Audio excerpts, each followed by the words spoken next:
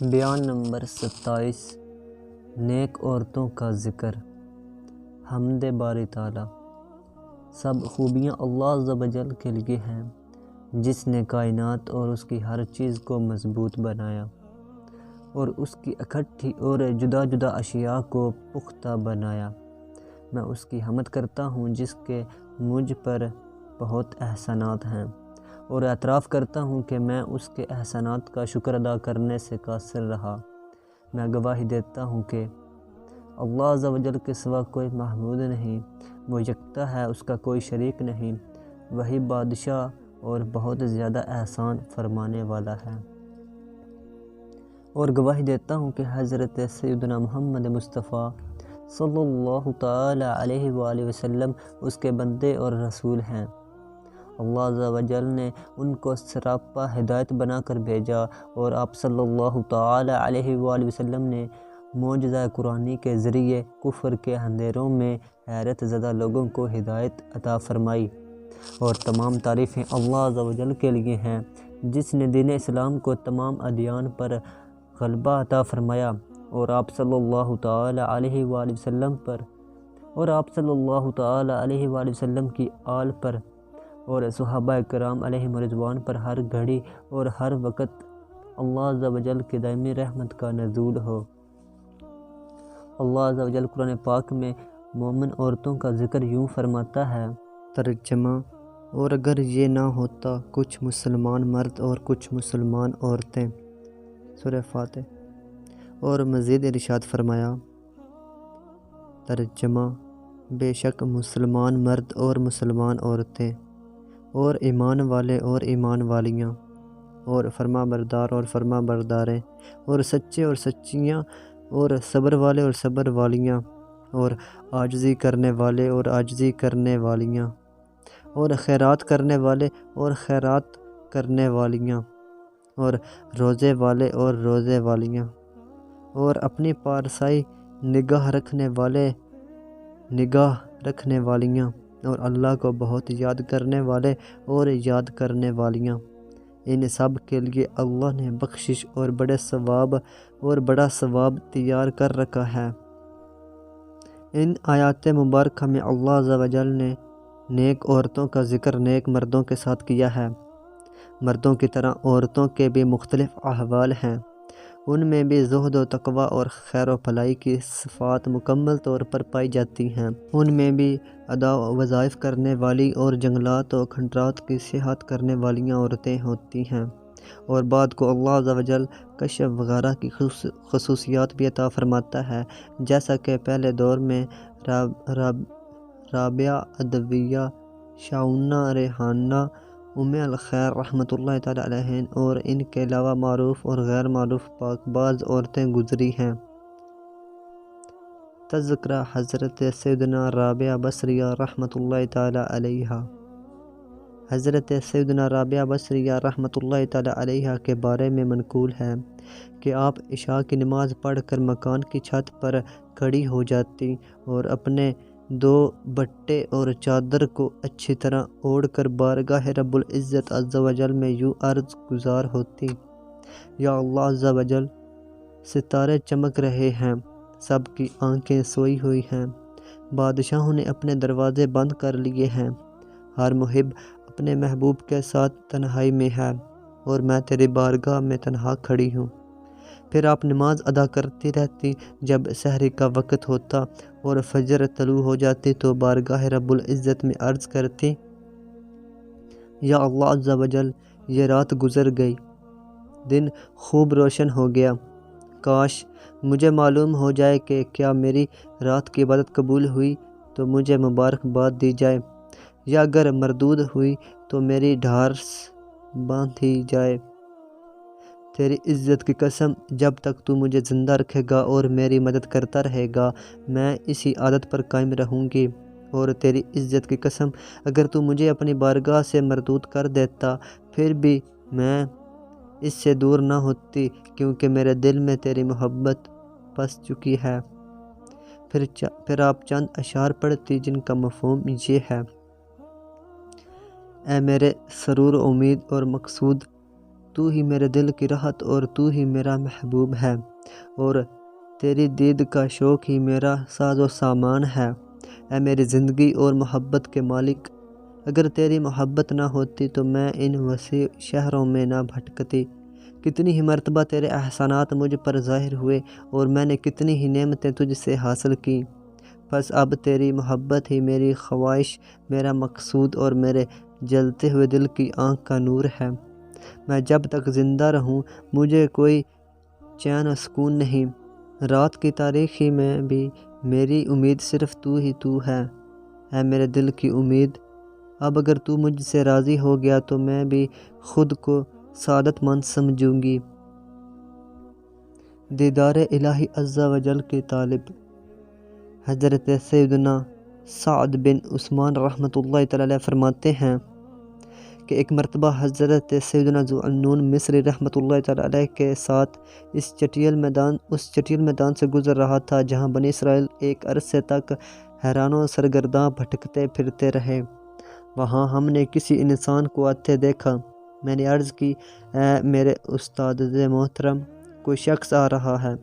آپ رحمۃ اللہ تعالی علیہ نے فرمایا، جاؤ دیکھو کون ہے، یہاں تو کوئی صدیق ہی آ سکتا ہے۔ میں نے دیکھا تو وہ کوئی عورت تھی۔ آپ نے فرمایا، رب کعبہ کی قسم، یہ تو کوئی صدیقہ ہے۔ چنانچہ آپ رحمۃ اللہ تعالی علیہ جلدی سے اس کے پاس گئے اور سلام پیش کیا تو کہنے لگی، مردوں کو کیا ہو گیا ہے کہ عورتوں کو مخاطب کرتے ہیں؟ آپ رحمۃ اللہ تعالی علیہ نے فرمایا، میں آپ کا بھائی ذوالنون ہوں، تہمت والوں میں سے نہیں ہوں۔ تو اس نے کہا، خوش آمدید، اللہ عز و جل آپ کو سلامت رکھے۔ آپ رحمۃ اللہ تعالی علیہ نے استفسار فرمایا، آپ کو اس ویرانے میں آنے پر کس نے ابھارا؟ اس نے جواب دیا، اللہ عز و جل کے اس فرمان عالی شان نے۔ ترجمہ، کیا اللہ کی زمین کشادہ نہ تھی کہ تم اس میں ہجرت کرتے؟ سورہ النساء۔ پھر آپ رحمۃ اللہ تعالی علیہ نے فرمایا، محبت الہی عز و جل کے بارے میں کچھ بیان کیجیے۔ تو وہ کہنے لگی، سبحان اللہ عز و جل، آپ اس کو خوب جانتے ہیں، خود معرفت کی زبان میں کلام کرتے ہیں، پھر بھی اس کے متعلق مجھ سے پوچھ رہے ہیں۔ آپ رحمۃ اللہ تعالی علیہ نے فرمایا، سوال کرنے والا جواب کا حقدار ہے۔ تو اس نے چند اشعار پڑھے جن کا مفہوم یہ ہے، اے میرے مالک و مولا عز و جل، میں تجھ سے شدید محبت کرتی ہوں کیونکہ تو ہی اس کا حق رکھتا ہے۔ محبت ایسا ذکر ہے جو تیرے علاوہ سب سے بے خبر کر دیتا ہے۔ تو ہی محبت کا اہل ہے، لہٰذا میرے سامنے سے پردے اٹھا دے تاکہ میں تیرا دیدار کر سکوں۔ میرے نزدیک ادھر ادھر کی چیزوں کی کوئی تعریف نہیں، بلکہ ہر چیز میں تیری ہی حمد و ثنا ہے۔ پھر اس نے یہ اشعار پڑھے۔ اشعار کا ترجمہ، اے دل کے دوست، تیرے سوا میرا کوئی نہیں، اپنی بارگاہ میں حاضر اس گناہ گار پر رحم فرما۔ اے میری امید، میری راحت اور اے میرے سرور، دل نے تیرے سوا کسی اور سے محبت کرنے سے انکار کر دیا ہے۔ حضرت سیدنا رابعہ بصریہ رحمۃ اللہ تعالی علیہ کے 4 سوالات۔ منقول ہے کہ جب حضرت سیدنا رابعہ رحمۃ اللہ تعالی علیہ کے شوہر کا انتقال ہو گیا تو حضرت سیدنا حسن بصری رحمۃ اللہ تعالی علیہ نے اپنے چند احباب کے ساتھ ان کے پاس آنے کی اجازت چاہی تو انہوں نے اجازت دے دی اور ایک پردہ درمیان میں حائل کر کے اس کے پیچھے بیٹھ گئیں۔ حضرت سیدنا حسن بصری رحمۃ اللہ تعالی علیہ کے دوستوں نے استفسار کیا، آپ کے شوہر انتقال فرما چکے ہیں، لہٰذا اب آپ کو نکاح کر لینا چاہیے۔ حضرت سیدنا رابعہ بصریہ رحمۃ اللہ تعالی علیہ نے فرمایا، میں تمہاری رائے کا احترام کرتے ہوئے بڑی محبت و عزت سے نکاح کر لوں گی، لیکن مجھے یہ بتائیں کہ آپ میں سب سے بڑا عالم کون ہے تاکہ میں اس سے نکاح کروں۔ وہ بولے، حضرت سیدنا حسن بصری رحمۃ اللہ تعالی علیہ۔ پھر کہنے لگی، اگر آپ میرے 4 سوالات کے جواب دے دیں تو میں آپ سے نکاح کر لوں گی۔ حضرت سیدنا حسن بصری رحمۃ اللہ تعالی علیہ نے ارشاد فرمایا، پوچھو، اگر اللہ تعالیٰ نے توفیق عطا فرمائی تو جواب دوں گا۔ چنانچہ انہوں نے درج ذیل سوالات کیے۔ نمبر 1، فقیہ عالم کیا کہتا ہے کہ جب میں مر جاؤں گی تو کیا دنیا سے مسلمان جاؤں گی یا کافر؟ آپ رحمۃ اللہ تعالی علیہ نے جواباً فرمایا، یہ تو غیب ہے جسے اللہ عز و جل کے سوا کوئی نہیں جانتا۔ نمبر 2، جب مجھے قبر میں رکھا جائے گا اور منکر نکیر سوالات کریں گے تو میں جوابات دے پاؤں گی یا نہیں؟ آپ رحمۃ اللہ تعالی علیہ نے فرمایا، یہ بھی غیب ہے۔ نمبر 3، جب لوگ قیامت میں اٹھیں گے اور اعمال نامے کھول کر بعضوں کے دائیں ہاتھ میں دیے جائیں گے اور بعضوں کے بائیں ہاتھ میں، تو کیا میرا نامہ اعمال مجھے سیدھے ہاتھ میں دیا جائے گا یا الٹے میں؟ تو حضرت سیدنا حسن بصری رحمۃ اللہ تعالی علیہ نے پھر یہی جواب دیا کہ یہ بھی غیب ہے۔ نمبر 4، جب تمام مخلوق میں سے ہر جنتی اور دوزخی گروہ کو پکارا جائے گا اور بلایا جائے گا تو میں کس گروہ میں سے ہوں گی؟ تو اس کے جواب میں بھی آپ رحمۃ اللہ تعالی علیہ نے یہی فرمایا کہ یہ بھی غیب ہے اور غیب کو اللہ عز و جل کے علاوہ کوئی نہیں جانتا۔ اس کے بعد حضرت سیدنا رابعہ بصریہ رحمۃ اللہ تعالی علیہ نے ارشاد فرمایا، جب معاملہ ایسا ہے، یعنی جب دنیا سے مسلمان رخصت ہونے نکرین کے سوالات کے جوابات دینے، نامہ اعمال کے دائیں ہاتھ میں ملنے اور جنتی گروہ میں شامل ہونے کا علم نہیں، تو میں اس کی وجہ سے سخت پریشان و مضطرب ہوں، لہٰذا مجھے کیسے شوہر کی حاجت ہو سکتی ہے اور کیسے اس کے لیے فارغ وقت نکال سکتی ہوں۔ ستار بجانے والی کی توبہ۔ حضرت سیدنا صالح مری رحمۃ اللہ تعالی علیہ فرماتے ہیں کہ میں نے ایک لڑکی کو دیکھا جو ستار بجاتی تھی۔ ایک دن وہ کسی قاری قرآن کے پاس سے گزری جو اس آیت مبارکہ کی تلاوت کر رہا تھا۔ ترجمہ، اور بے شک جہنم گھیرے ہوئے ہے کافروں کو، سورۃ توبہ۔ آیت مبارکہ سنتے ہی اس نے ستار پھینک دیا، ایک زوردار چیخ ماری اور بے ہوش ہو کر زمین پر گر گئی۔ جب افاقہ ہوا تو اس نے ستار کو توڑ دیا اور عبادت و ریاضت میں مشغول ہو گئی، یہاں تک کہ عبادت کی وجہ سے معروف و مشہور ہو گئی۔ ایک دن میں اس کے پاس گیا اور اسے کہا، اپنے نفس کے لیے نرمی اختیار کرو، تو وہ رونے لگ گئی اور کہنے لگی، کاش مجھے معلوم ہو جائے کہ جہنمی اپنی قبروں سے کیسے نکلیں گے، پل صراط کیسے عبور کریں گے، قیامت کی ہولناکیوں سے کیسے نجات پائیں گے، کھولتے ہوئے گرم پانی کو کیسے گھونٹ گھونٹ کر کے پئیں گے اور اللہ عز و جل کی ڈانٹ کو کیسے سن سکیں گے۔ پھر وہ بے ہوش ہو کر گر پڑی۔ جب افاقہ ہوا تو التجا کرنے لگی، یا اللہ عز و جل، میں نے جوانی میں تیری نافرمانی کی اور اب کمزوری کی حالت میں تیری اطاعت کر رہی ہوں، کیا تو میری عبادت قبول فرمائے گا؟ کیا تو میری عبادت قبول فرما لے گا؟ پھر اس نے ایک آہ سرد دل پر درد سے کھینچی اور کہا، کل قیامت کتنی ہی لوگوں کے عیب کھول دے گی۔ پھر اس نے ایک چیخ ماری اور آہ و بکا کرنے لگی۔ مجلس کے سبھی لوگ اس کی شدت گریہ و زاری سے بے ہوش ہو گئے۔ زیارت بیت اللہ شریف کا انوکھا شوق۔ حضرت سیدنا ذوالنون مصری رحمۃ اللہ تعالی علیہ فرماتے ہیں کہ داب رحمۃ اللہ تعالی علیہ کا شمار بلند پایا صالحات و عبادات میں ہوتا ہے۔ ان کی عمر 90 برس ہو چکی تھی۔ ہر سال مدینہ منورہ سے مکہ معظمہ پیدل چل کر حج کرنے آتی تھیں۔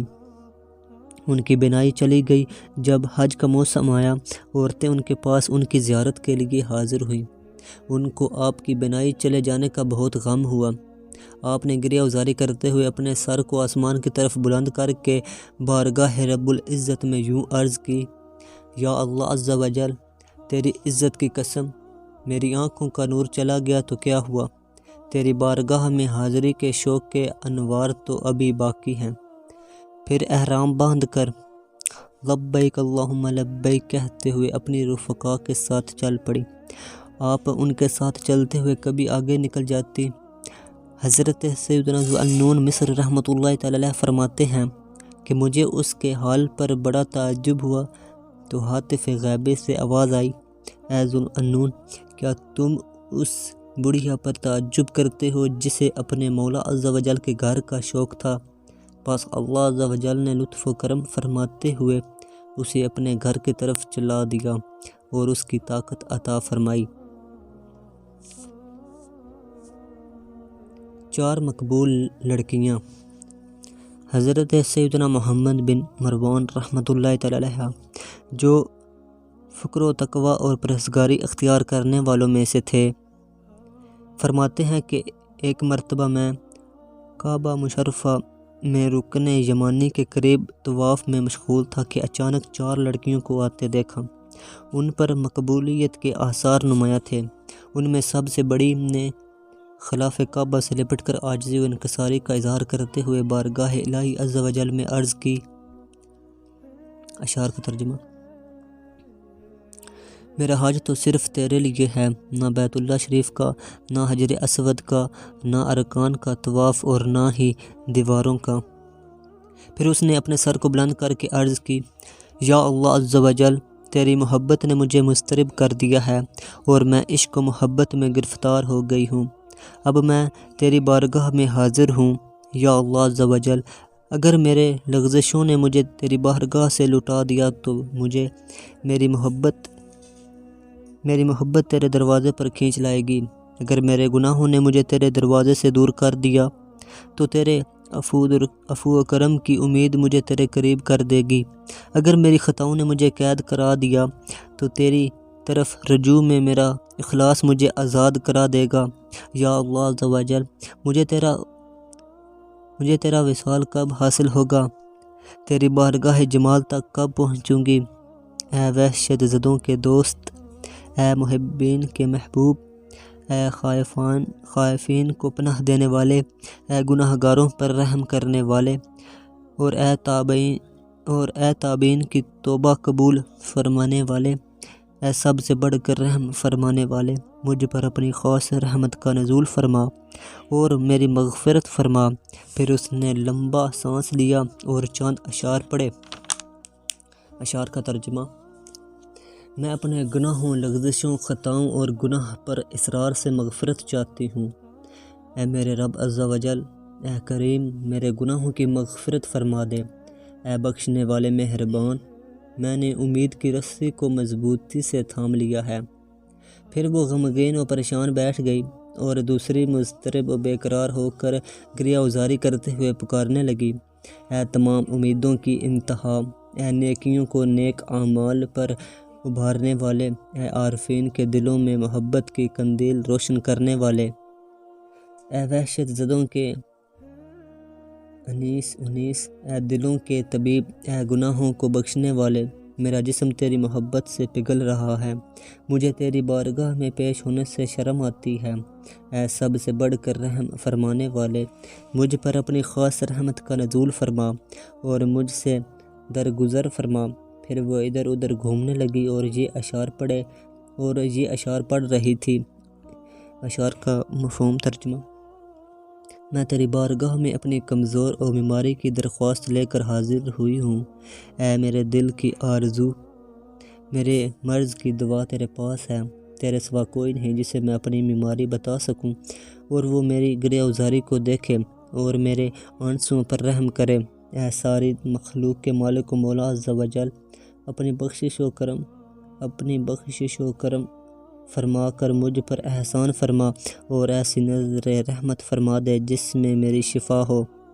پھر وہ بیٹھ گئی اور تیسری کھڑی ہوئی، وہ بھی کافی دیر تک روتی رہی، پھر عرض کرنے لگی، یا اللہ عز و جل، میرے گناہوں نے مجھے تیرے دروازے سے دھتکار دیا ہے اور ہمیشہ کی غفلت نے تیری بارگاہ سے دور کر دیا ہے۔ میں تیرے دروازے پر ذلت و محتاجی کے ساتھ گناہوں اور خطاؤں کی معافی کی آس لگائی کھڑی ہوں۔ میں تیرے عذاب سے فرار ہو کر تیری پناہ میں آ گئی ہوں۔ پھر اس نے بھی چند اشعار پڑھے جو یہ ہیں۔ اشعار کا ترجمہ: اے میرے مالک عز و جل، تیرے دروازے پر میں نے ڈیرا لگا لیا ہے۔ اے بہتر عطا کرنے والے، تیرے علاوہ میرا کون ہے جس سے میں امید رکھوں؟ مجھ پر اپنی شان کے مطابق جود و کرم فرما اور اپنا بہترین فضل عطا فرما۔ اگر میں تیرے شوق دیدار اور حسرت دیدار میں نہ مری تو اپنے مقصود کو نہ پہنچی۔ اس کے بعد وہ اپنی آنکھوں سے آنسوؤں کی لڑی بہاتے ہوئے بیٹھ گئی اور چوتھی لڑکی روتے ہوئے کھڑی ہوئی وہ حسرت کے عالم میں اپنے گناہوں کی معافی طلب کر رہی تھی۔ چنانچہ اس نے عرض کی، یا الہی عز و جل، تو نے عبادت و ریاضت کرنے والوں کو حکم دیا کہ وہ تیرے دروازے پر کھڑے ہوں، اور مجھے معلوم نہیں کہ میں ان میں سے ہوں یا نہیں۔ یا اللہ عز و جل، اگر معاف کرنا تیری صفت نہ ہوتی تو عبادت و کوشش کرنے والے جب گناہوں میں مبتلا ہوتے تو تیری بارگاہ میں نہ آتے۔ یا اللہ عز و جل، اگر تو معاف نہ کر سکتا تو میں تجھ سے مغفرت کی امید نہ رکھتی۔ بے شک تیری ہی یہ شان ہے کہ تو مجھ پر اپنی وسیع رحمت کے ساتھ کرم فرما سکتا ہے۔ اے وہ ذات جس سے کوئی پوشیدہ سے پوشیدہ شے بھی مخفی نہیں، اے وہ ذات جس کی نعمتیں کبھی ختم نہیں ہوتی، تو میرے گناہوں کی پردہ پوشی فرما، تو ہی میرا مطلوب و مقصود ہے۔ پھر اس نے درج ذیل اشعار پڑھے۔ اشعار کا ترجمہ: اے مخلوق کے مالک عز و جل، اپنے فضل سے مجھ پر عنایت کی ہوا چلا دے۔ تو میری پناہ گاہ، میرا مالک اور میری مدد فرمانے والا ہے۔ اگر میری لغزشوں نے مجھے تیری بارگاہ سے دور کر دیا ہے تو کوئی غم نہیں، کیونکہ تیرے متعلق مجھے حسن ظن ہے۔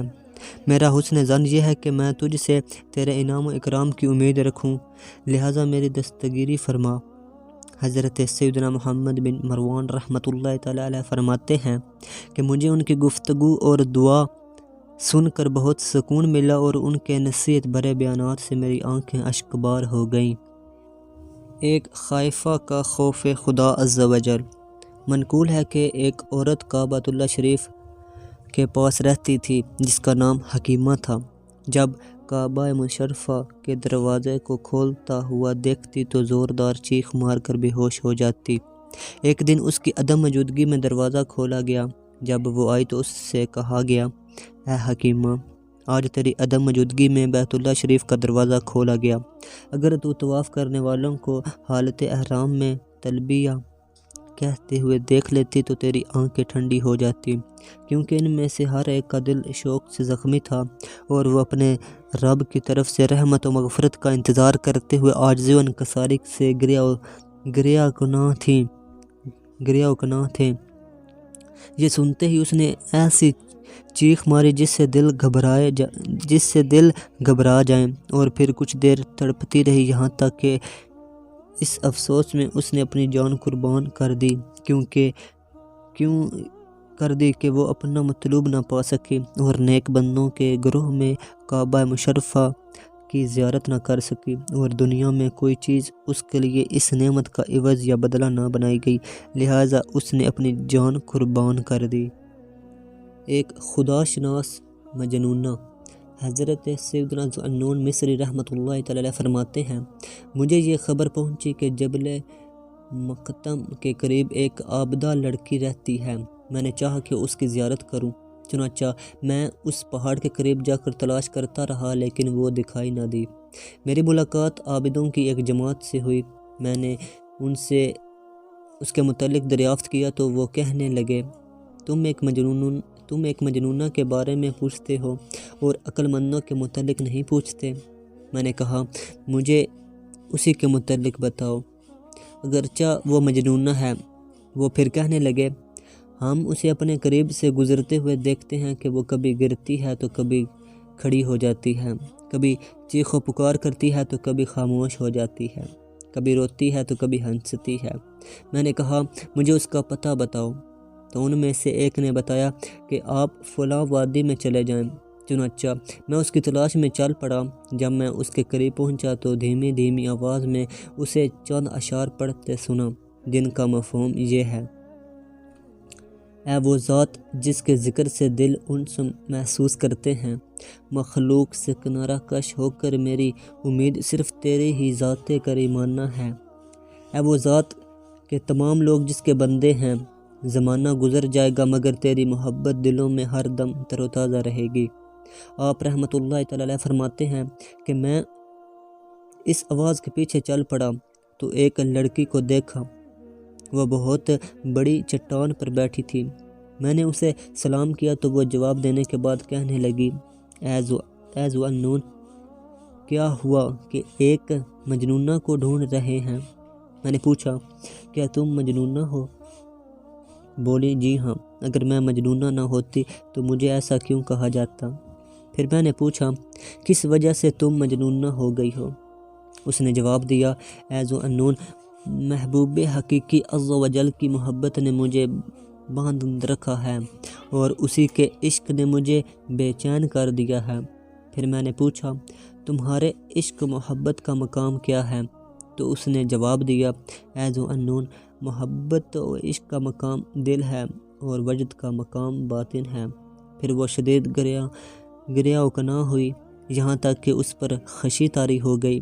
جب افاقہ ہوا تو شدت محبت سے ایک آہ سر دل پر درد سے کھینچتے ہوئے کہا، اے ذو النون، محبوب حقیقی عز و جل سے محبت کرنے والوں کی موت یوں آتی ہے۔ پھر ایک زوردار چیخ مار کر زمین پر گر گئی۔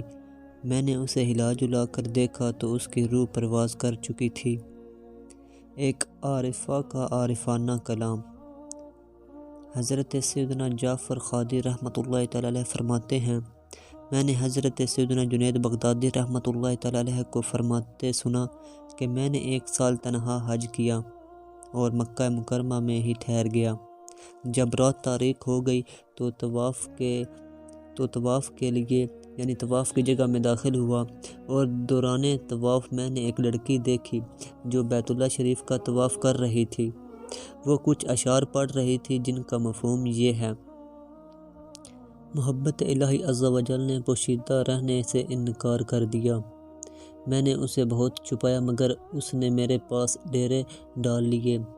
جب میرا عشق شدت اختیار کرتا ہے تو محبوب حقیقی عز و جل کی یاد سے میرا دل دیوانہ ہو جاتا ہے۔ اگر میں اپنے محبوب سے قرب حاصل کرنے کا ارادہ کروں اور وہ مجھے وصال کی دولت سے سرشار کر دے تو میرا دل مطمئن ہو جائے اور مجھ پر مدہوشی طاری ہو جائے، یہاں تک کہ میں اس کے دیدار کی لذت اٹھاؤں اور خوشی سے جھوم جاؤں۔ حضرت سیدنا جنید بغدادی رحمۃ اللہ تعالی علیہ فرماتے ہیں کہ میں نے کہا، اے سعادت مند لڑکی، کیا تمہیں اللہ عز و جل پر بھروسہ نہیں کہ اس عظیم مقام پر ایسا کلام کر رہی ہو؟ تو وہ میری طرف متوجہ ہوئی اور کہنے لگی، اے جنید، اللہ عز و جل اور اس سے محبت کرنے والے کے درمیان حائل نہ ہو۔ پھر اس نے چند اشعار پڑھے جن کا مفہوم یہ ہے، اگر محبوب حقیقی عز و جل سے ملاقات کا معاملہ نہ ہوتا تو آپ مجھے میٹھی نیند چھوڑنے والا نہ دیکھتے۔ محبت الہی عز و جل نے مجھے بے وطن کر دیا ہے، جیسے آپ میرے وطن کے متعلق خیال کر رہے ہیں۔ میں نے اپنے محبوب حقیقی عز و جل سے ملاقات کا پختہ ارادہ کر لیا ہے، بس اس کی محبت نے مجھے دیوانہ بنا دیا ہے۔ پھر کہنے لگی، اے جنید، آپ کعبہ مشرفہ کا طواف کر رہے ہیں، کیا آپ نے کعبے کے رب عز و جل کو دیکھا ہے؟ میں نے کہا، آپ کو اس دعوے کی دلیل قائم کرنی ہوگی۔ تو اس نے اپنا سر آسمان کی طرف اٹھا لیا اور کہنے لگی، تو پاک ہے، تو پاک ہے، تیری شان کتنی بلند ہے، تیری بادشاہی کتنی عزت والی ہے۔ یہ لوگ پتھروں جیسے ہیں جو اہل معرفت کا انکار کرتے ہوئے طواف کر رہے ہیں۔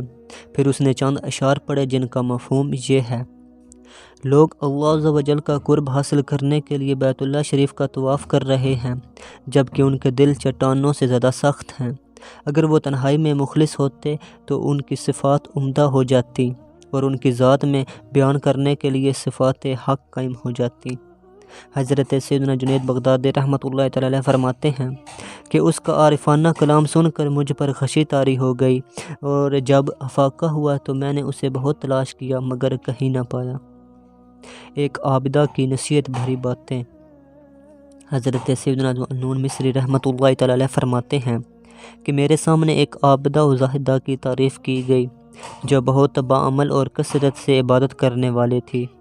میں نے اس کی طرف جانے کا ارادہ کر لیا چنانچہ میں نے دیکھا کہ وہ دن کو روزے رکھتی، رات کو قیام کرتی، نہ تو عبادت سے کبھی غافل ہوتی اور نہ ہی نیکیوں سے اسے کوئی اکتاہٹ ہوتی۔ وہ ایک راہب خانے میں رہتی تھی۔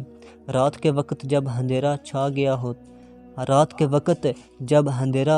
چھا گیا تو میں نے اسے یہ کہتے ہوئے سنا، میرا مالک و مولا عز و جل نہیں سوتا اور نیند اس کے شایان شان نہیں، تو پھر اس کی بندی کیسے سو جائے؟ تیری عزت و جلال کی قسم، آج رات میں نہیں سوؤں گی۔ جب صبح ہوئی تو میں نے اسے سلام کیا اور اس نے جواب دیا۔ میں نے کہا، اے لڑکی، تو عیسائیوں کے ٹھکانے میں رہتی ہے جبکہ تو عبادت میں اس مقام پر ہے۔ تو وہ کہنے لگی، اے ذوالنون، ایسی چھوٹی بات نہ کریں، آپ تو اس عظیم مقام پر فائز ہیں کہ آپ کے دل میں اللہ عز و جل کے علاوہ کسی کا خیال نہیں آتا اور نہ ہی کوئی وہم پیدا ہوتا ہے۔ میں نے اس سے کہا، کیا تم اس گرجے میں وحشت محسوس نہیں کرتی؟ اس نے کہا، وہ ذات جس نے میرے دل کو اپنی لطیف حکمت سے بھر دیا اور مجھے اپنی محبت عطا کر دی، میں اپنے دل میں اس کے علاوہ کسی کے لیے کوئی جگہ نہیں پاتی اور نہ ہی میرے جسم میں کوئی ایسی رگ ہے جو اس کی محبت و معرفت سے لبریز نہ ہو، تو میں کیوں کر اس کے ذکر سے مانوس نہ ہوں گی؟ میں تو ہمیشہ اس کی بارگاہ میں ہوتی ہوں۔ پھر میں نے کہا، آپ نے راہ سلوک کی طرف میری رہنمائی فرمائی ہے، بس مجھے بھی ایسی قوم کے راستے پر چلائیے۔ اللہ عز و جل کی قسم، میں گناہوں کے سمندر میں غرق ہوں۔ تو اس نے نصیحت کرتے ہوئے کہا، اے ذوالنون، تقوی کو اپنا توشہ بنا لو اور آخرت کو اپنا مقصد بنا لو۔ زہد و تقوی کو اپنی سواری بنا لو اور سب سے کٹ کر اللہ عز و جل کی طرف متوجہ رہنے کی اپنی عادت بنا لو اور اس دنیا کو اپنے دل سے نکال دو۔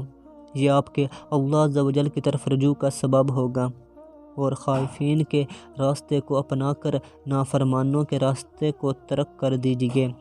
موحدین کی فہرست میں آپ لکھے جائیں گے اور اللہ عز و جل کی بارگاہ میں آپ کی حاضری اس حال میں ہوگی کہ آپ کے اور اس کے درمیان کوئی حجاب نہ ہوگا اور نہ ہی کوئی دربان آپ کو روکے گا۔ حضرت سیدنا ذوالنون مصری رحمۃ اللہ تعالی علیہ فرماتے ہیں کہ اس کے کلام نے میرے دل پر بہت اثر کیا اور وہی میرے اللہ عز و جل کی طرف رجوع کا سبب بنا۔ پھر اس نے مجھے وہیں چھوڑا اور چلی گئی۔ وصلی اللہ تعالی علی سیدنا محمد وآلہ وصحبہ اجمعین۔